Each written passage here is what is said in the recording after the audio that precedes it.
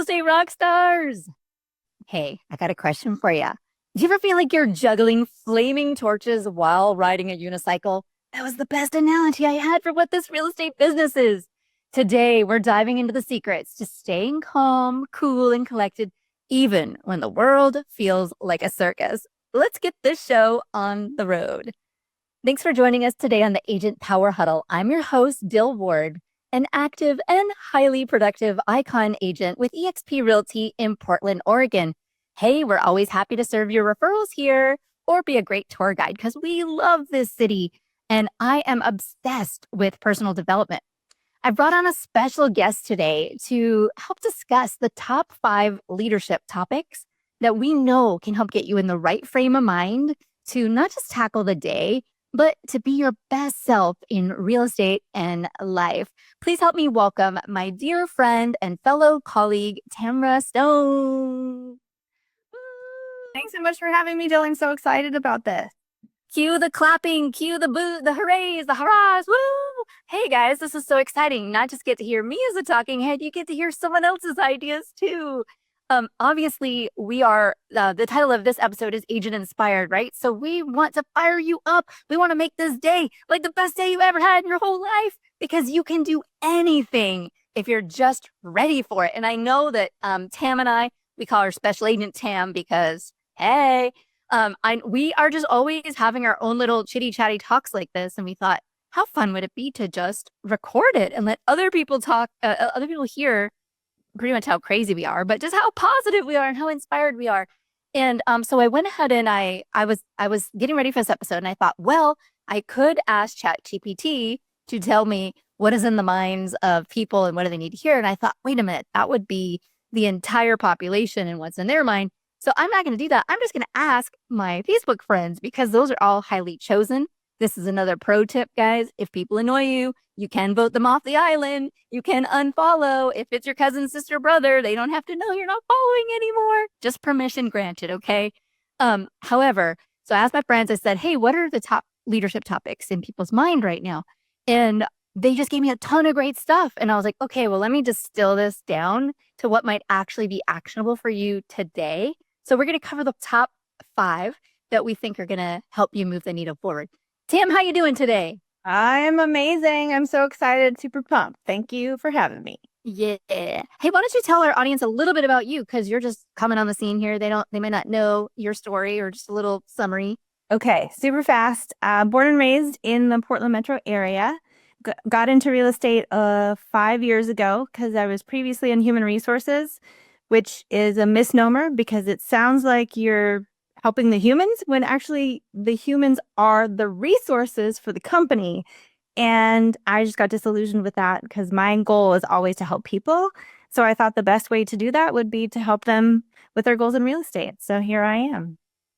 Awesome. And we found each other because I always like to tell people how you meet other cool people, right? So the internet is this incredible place. I like to call it the people store. So literally, if you're in the market for new people in your life, new friends, new clients, new romantic partners, the internet is the people store. You can just go there and you can ask the greater internet, who is it I need to know, right? A lot of times Facebook's like, hey, you might like this person. And I'm like, damn, you're right. I do like that person. So as much as negative things we say about the algorithms, I think there's some good. But yeah, I literally just reached out to someone and I said, hey, who do you know that I would like vibe with, who I would enjoy having geeky conversations about marketing and digital marketing and stuff. And I got introduction. So I wanted to tell you guys that story. It's so important because right now you might be sitting at your desk, getting ready to start your day, or you're in your car going to some appointment, but there is another human that is like dying to know you. Like they would love to know you if you could just get connected to them. So if you just hide in a shell and do nothing and call no one all day, you're kind of being selfish and your business isn't going to grow. That's for sure. Okay, bam. Let's hit topic number 1. So this one was like every other person who posted a response to my question talked about taking action, amidst uncertainty. And Tam, you've taken a lot of action. You're in the middle of taking action right now. You're about to sell your house and buy another one in what everyone's saying a really tough market. Yeah, I think one of the most important things to take into consideration when you're talking to yourself and your clients is what are investors doing right now? And investors are still investing. So it's obviously still a good time to be in the real estate world. And I think, we all know, we tell our clients all the time, it's always a good time to move when it's a good time for you. The world could be exploding and on fire, but if you're in the position to make the moves for whatever it is that you've got going on in your world, then make those moves because real estate is a great way to continue to get towards your goals and use it for personal wealth and generational wealth and all of those things. And let me ask you this, as you've started the journey, I love that you've been documenting it. This is just a tip to any person in real estate or business out there. When you document your own transformation, your own transition, people want to lean in. Like they don't want to look at you from the mountaintop. They want to look at you from the climb. They want to see the struggle, you know? So Tam's been amazing. She's been making these videos and be like, oh crap, I'm decluttering my whole house and getting rid of my crap. And Yeah, when I was thinking about it, I was like, there's actually a big population of realtors who haven't gone through this themselves. And to show your clients and potential clients and leads and all of those things that you know what you're talking about from an experience level of doing it yourself as well as helping others and showing exactly that struggle, the humanality of it, and getting to the point where the people realize that you are an advocate for them and you know their struggle from start to finish and how much you vacillate. Like know that in my world, my clients are like, I don't know, maybe I should, maybe I shouldn't. And my husband and I have definitely done that. But the goal, you have to keep the goal in mind. Like, what was the why? What's the reason why we're doing this? And the reason why we're doing this is because we want to get our kid closer to their school. Right now, we're 35 minutes away. And she can't just be like, hey, I want to have friends over after school. It's like nobody's going to drive their kid 35 minutes to get to our house. So it's all on us. So keeping that goal in mind, what it is that you're really doing your why for.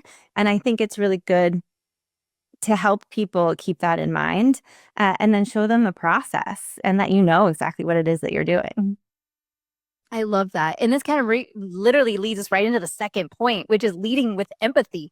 And I don't think there's a better social skill in real estate than empathy because the struggle of real estate transacting, buying, selling, the hopes and dreams, the breakups, the deaths, all the things require a high level of emotional skill and empathy.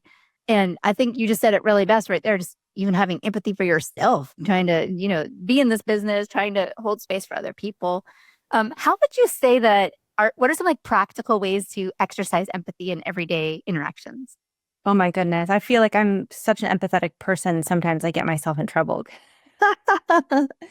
Just taking into consideration, put yourself in their shoes and understand their why so that you can make sure that you are leading with that, like bringing them back to that why.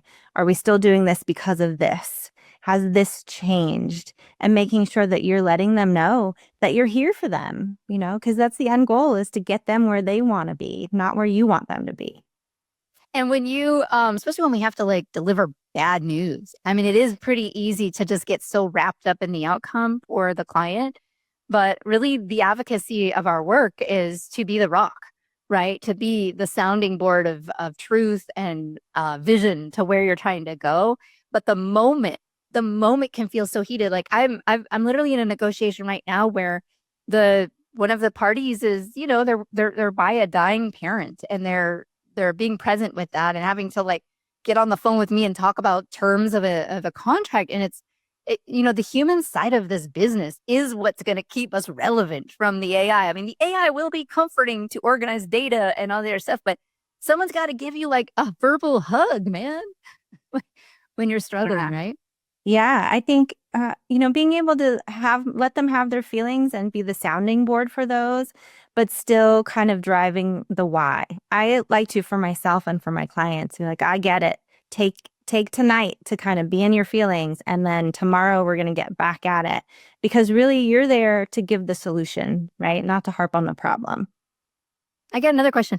How has empathy helped you build stronger relationships with even your colleagues? Oh, I've always been one of those people are like, why am I even telling you this? I don't understand. I don't tell people any of this ever.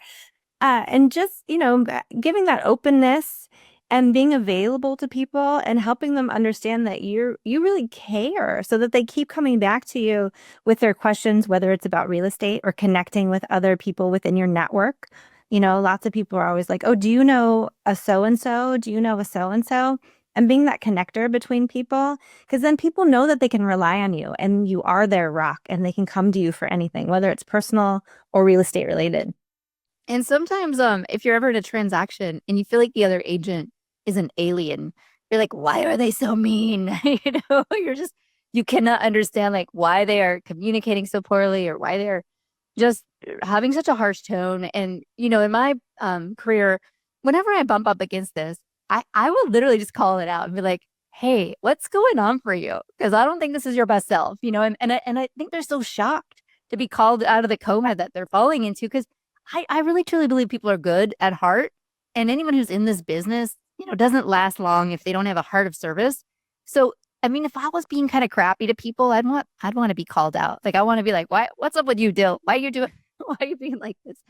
So, Yeah, and even asking the question, it depends on how you ask it. Obviously, you ask it in a very sensitive way with a smile on your face, and they can see that you care.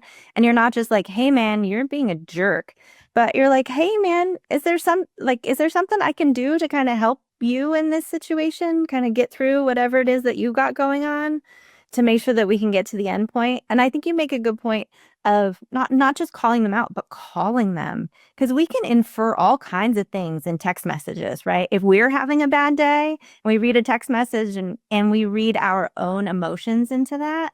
So sometimes just picking up the phone, shaking yourself a little bit, picking up the phone and calling them with a smile on your face, and they can hear that through the telephone, so maybe it puts them in a different mood. I love that. And a lot of times the transaction can be better if you just get through that like rockiness. And I love what you just said. You're reading other people's communication with your own emotional filters. This is so high level, guys. When you take ownership of this, when you realize that you might be charged, like when you feel your body charged, when you're like, "Oh, I'm charged."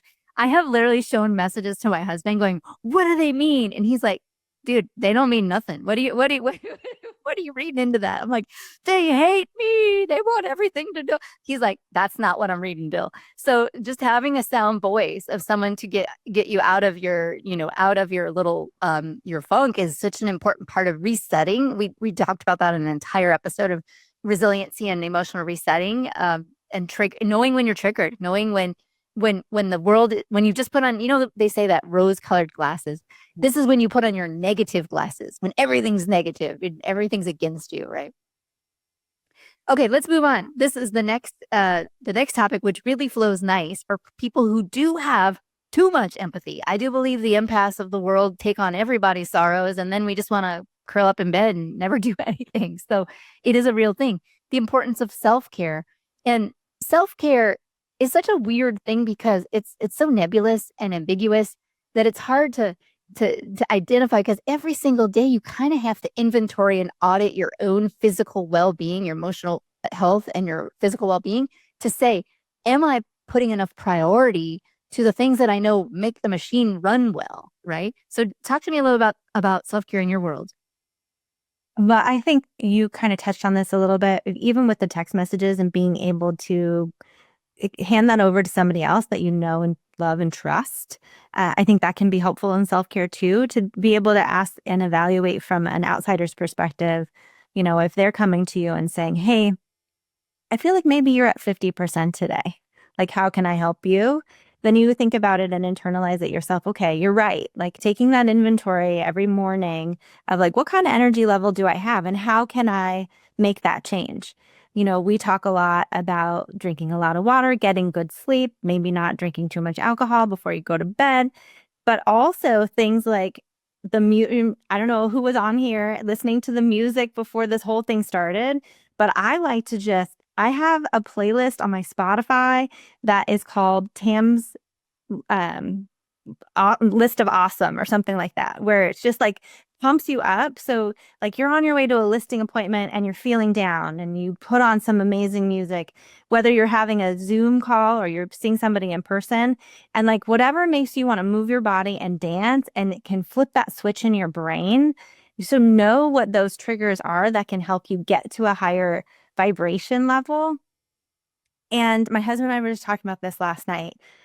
Surrounding yourself with the right people can be so huge in self-care, right? If you're surrounding yourself with negative people all the time and you're getting all those negative vibrations, I am totally an empath and I take on other people's vibrations all the time. And so I try to really surround myself with people who have high vibrations and good energy, because then that's just going to internalize into me, which helps me, because otherwise, if I'm around a bunch of negative people, I'm like, raw.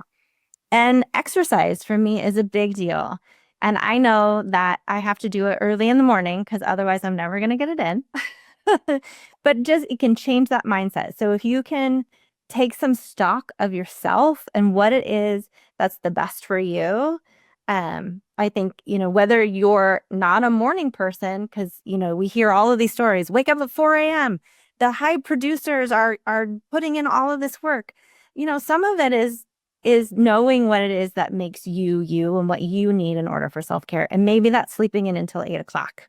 And then your day goes longer. So whatever those things are for you, being able to take stock of it and making sure that you are using that to your own advantage. And playlists are huge, right? These things that we have access to at EXP are just amazing. All of these things that just inspire you. So try to be inspired on a daily basis, because that's just going to level up your vibrations all the time.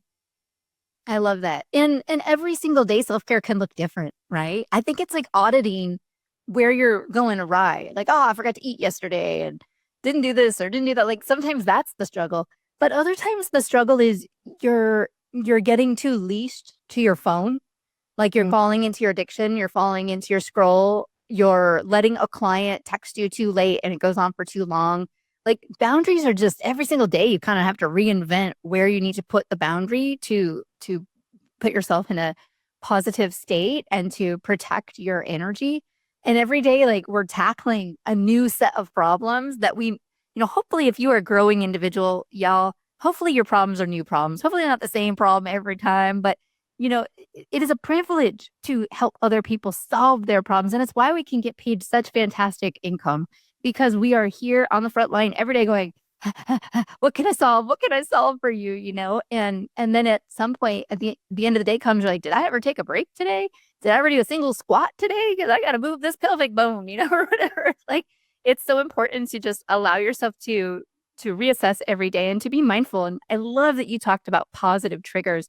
My mentor, Brendan Bouchard, always talks about setting timers in your phone with words to remind you of who you want to be. That's part of this agent-inspired methodology and mindset stuff, is really defining with great intention who you want to be in the world, how you want to show up, the energy you want to bring. It's not accidental. I don't just show up like this all crazy because I want to. Like I do. I just I summons it of me. I love that he says, we don't have energy. We generate energy like a power plant. They don't just have energy. They generate the energy. So that's something that we have to do every day to be a great leader to help our clients. Okay, moving on to the next topic. And this one is a little sensitive for anyone out there who's got a little tenderness. I'm going to say it soft, going to say it nice, but recognizing when you need to pivot. This was something a couple people put in the post, and then other people said, ouch, meaning you've been working on something a certain way and you're getting so committed to your own outcome. But at some point, when you need to change direction, and I know what I know about you, Tam, is that, when it's time to change, you do it. Like you're not holding yourself back from it and deliberating so long that you're miserable. So can you speak to us a little bit about that? Yeah, I think it's super important, again, like having data on your own statistics of what it is that you're doing and monitoring those. So, I was talking to my husband yesterday. What's the definition of insanity? It's doing the same thing and expecting different results, right? If you're not getting those results, you think about it. How long has it been since I haven't gotten a result on this? Obviously, it's not working. So let's try something else. And I feel like, it's a superpower to have, to be able to pivot whenever it's necessary, because if you get stuck in those areas, like you're never going to progress. And so, again, listening to the podcast and being super positive and understanding that pivots are necessary in a lot of ways. I mean, sometimes, your referrals dry up and then you're like, okay, I got to think about something else because the referrals aren't coming in anymore. What have I not been doing that I need to do differently? Have I not been picking up the phone? Have I not been making appointments with people and reaching out to them and telling them that I care? Right now in my life, Dill is graciously teaching me all of this digital marketing, which I think is amazing. And so I'm still working on that, figuring those things out. And I knew that that was a huge pivot in my business that was going to make a big difference for me because I love being on camera and I love educating people. And so how can I use that and actually project it out to the world in order to get some things back, and being able to do it in a fashion that meets my budget, all of those sorts of things, but making sure that you're being true to yourself. You a lot of times you can pivot and you're pivoting because somebody told you this is what you should do. But again, taking that audit and stock of yourself on what it is that's going to honor you and your authenticity and how you can put that out into the world in a way that is gracious enough to yourself. I think giving yourself some grace too when you're like, oh, wait, this isn't working. So yes, it can be kind of harsh when somebody's like tells you it's not working. But give yourself some grace because we all get our patterns, right? And it's hard to make changes, but change usually means that you're going to grow, and then ultimately you're going to get that much back when you do that. I love that. And for a lot of people, when they hear pivot, I think they think burn down the boat and go get on a new one. And I don't think that's it. I mean, I was just at a conference, EXPCon in Montreal, and every other speaker was talking about follow-up on online leads because that's still a hot topic in our world. We're still incumbent to the internet clicker and providing service to them. And almost every person the number just kept climbing. It was like, you gotta follow up 7 times, 15 times, 20 times, 40 times. Like every time someone said a number, somehow it just got bigger of how many times you actually need to follow up with another human being on an inquiry that they made. And I was thinking to myself, man, we might think to ourselves, oh gosh, I did online leads for 2 minutes and it didn't work. So I guess I need to pivot. I guess I need to forget about everything I did. But the iteration, the pivot could be, no, I gotta go harder. I gotta be more strategic. I gotta put in systems. I gotta hold myself accountable. Like the pivot can just be iterating how you're doing the thing to become more efficient. Because I believe most people, especially real estate agents, we quit too soon. We're like, we tried a thing for 5 minutes. It didn't work. I sent one postcard. Nobody hired me. Like, hello, that's not how this works. And I think it's a nice excuse to be like, I need to completely change direction. So I love what you said in just all the mindset stuff and all the holding ourselves accountable to, what we want to see of it. Habit stacking, guys. I think this is the biggest hack of our ability to program our mind to become who we want to be is habit stacking. If you audit your habits, if you know you scroll in bed for 30 minutes before you get up and then you never want to go to the gym, or you're eating a crappy breakfast every day, or fill in the blank, or you got leads but you're not following up, whatever the thing you're doing is probably causing the result, and it's not the thing that you're like, oh, the leads suck, right? So don't use this as a get out of jail free card, guys. This isn't a freebie to just burn everything down. But do know the number one thing you can do to increase your ability to be a higher producer, a higher joyful human being, is to get into community with other strivers. And guess what? That's why you're tuning into the Agent Power Huddle, because here every single day we are bringing great joy, great energy, great thoughts just to keep you in the mindset that will let you do everything you want to do in life. All right, let's hit this 5th topic and then we'll wrap this thing up. A couple people were mentioning an important leadership topic is how to be an active and deep listener. And I do believe that this area of our skill sets is starting to wane because we are all bleeped and blooped and notified of something every 8 seconds. And it's hard to stay fully present with another human being, especially, and for my ladies out there, I know you know this, but it's for the guys so you can hear it too. Like when someone is sharing a deep, vulnerable truth, and it's like scary. It's like they're opening the kimono and like, oh my God, I ran out of money and I can't pay the mortgage anymore. Or my husband died. Or I just can't live here anymore because the neighbor's stalking me. Like all the things that make real estate transactions be necessary. When they're sharing those deep personal things and you're looking at your phone, like you're kind of an asshat. Like that's not cool. That's not how to really connect with another human being when they're in a space of vulnerability and they just need you to be actively listening. Tam, every time you and I are just chatting and I'm just rambling at you, you're an amazing listener. So do you want to share some tips and ways to make a difference in clients' experience? Well, I think, our conversations are amazing and I love to learn and grow. And so I'm always really interested to know what it is that you have to say. And I feel like I'm like that with everybody. I think having that level of empathy and the humanality of wanting to help. And the only way that you can really help is if you are listening to somebody, right? If you actually know their why, if you know their pain points, and you can help solve them in those areas. And, whether that's putting your phone on silent and flipping it over, maybe not wearing your Apple Watch that's telling you every single time you get, a text message or a notification of some kind.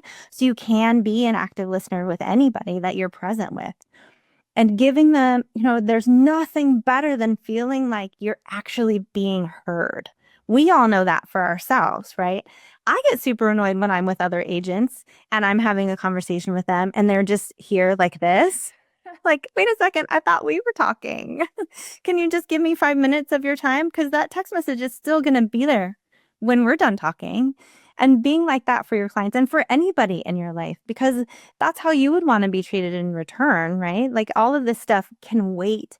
And I feel like in the day and age of the technology that we're at, we feel like we have to be on all the time and we have to be available at every given moment. And that's not honoring your own boundaries, right? Or honoring the person that you're speaking to or who's speaking to you. So you want to make sure that you are giving them that space and time because it's a blip in your life, but maybe to them it makes all the difference in the world. Maybe to them, especially with clients, maybe they don't want to work with you if you're not really actively listening to them and making them feel like they're a priority in your business and in your life. I love that. So, and the Apple Watch, when you said it, I was like, damn, it did just hit me. I don't have an Apple Watch, probably for that reason. But I do notice when I'm with people and that's like everything, every second they're like, oh, I got it. And it's like their blood pressure and it's their how many steps they took and if they got a text message and if a recipe just came up. It's just like, And if they're holding their rings, yes. oh my gosh, You're trying to like have a serious like especially if I'm there as the consultant and I'm like trying to give them advice about tough things and they're not even TV's blasting in the back, Apple Watch is blinking. I'm like, what's even happening here? So it goes both ways, right? The clients have to be actively listening to us and we have to be actively listening to them to really develop that relationship and that trust that needs to happen so quickly. I mean, we meet someone, a stranger, and 15 minutes later we're discussing their life strategies. So like we have to be able to go there so quickly and I think we can model this really well by having a deep presence. And one technique that I've been using that has been super helpful to me in seeing if I actually understand what they say. I mean, this is kind of an old methodology, but really bringing it back is repeating what they said. Okay, so here's what I heard you say, Tam. I heard you say that XYZ. Is that what you said? And then they're like, that's not what I said at all. And sometimes they just don't remember what they said. So they thought they said something else. And so when you're repeating it back to them, they can clarify and go a little deeper on it. And they feel so hurt because, guys, a lot of people are verbal processors. I myself am one. I come home, I need to tell my husband every single thing just so I understand what I even did. And some people are internal processors. There's a lot of memes about this. In my household, my husband's like hadn't said a word for 2 hours. And I'm like, what is happening over there? And he's like thinking all these things. And I'm just yapping him away. And then we realized, okay, well, we're just processing in different capacity. And knowing if your client is a verbal processor when they tell you the third unrelated story to something while they're trying to tell you why they didn't paint the wall or whatever. But showing compassion and kindness and presence. Really, guys, this is agent inspired stuff. I know you got this in you. I'm going to send you off on your day. So amazing. You tuned in for a reason. You said, I bet the Agent Power Huddle today with Agent Inspired is going to give me the juice I need to go do my best in the world, to go help tackle all the problems, solve other people's stuff. And I just want to say thank you so much for being here, Tamara. I appreciate your time, your energy, and everything you gave to the audience. Guys, until next time, keep yourself curious, be bold, stay inspired, and go get them. If you'd like more information or to get connected to the Agent Power Huddle, join our free Facebook group. This call was designed for the agents in our EXP organization, but open to any agent from any brokerage. If you're a guest and you're interested in learning more about EXP or our specific resources within the Agent Collective, reach out to the person who invited you to this call to get more info. Produced by the Agent Collective Media Network.